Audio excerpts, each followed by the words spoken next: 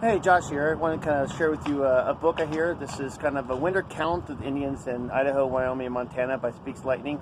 It's kind of the local library. You see it's kind of bound a little different. It's kind of written on regular paper and bound on it, but it has a lot of good information about the local tribes this area. The land on which I'm standing right now historically was the Shoshone and the Bannock tribes, and which are still here for hauls a couple hours away from here. You have Northern Paiute, of course, that are Duck Valley Reservation, about 2-3 hours kind of south of this place. The Coeur d'Alene, the Nez Perce, the Kootenai tribes, all in this area. You get the Flathead, the Blackfeet, and the Crow up in Montana and the Wyoming. So a lot of different tribes in the area, and Speak Lightning does a really good job at talking about the different histories and the culture and language of these different groups, interactions between the groups, as well as interactions between the European settlers that kind of settled into this area and U.S. military.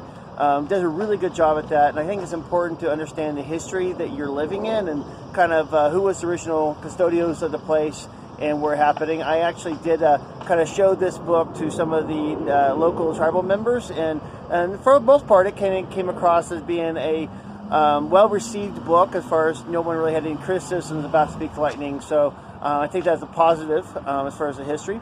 One interesting thing I had in there was he talks a little bit about the spiritual significance of words, how words that are spoken do carry kind of some power to it, which reminded me of Oral Roberts and some of my time growing up in Tulsa, Oklahoma, which is in, kind of, sets between Osage County, Osage Nation, the Cherokee Nation, and Choctaw Nation, and Oral Roberts was Choctaw and Cherokee heritage, and he was one of those early kind of pioneers in the Pentecostalism and the kind of the Word of Faith, and this is kind of the Rhema movement, which no matter where it is now, I think there was a significance in the fact that they put an emphasis on the power of the spoken word and how impactful that is. And I can't help but wonder how much of that might have come from his background as a Choctaw and Cherokee and coming into it, because again, even as Speak Lightning shows that there is a connection to what we say. So anyway, I think fascinating stuff to me.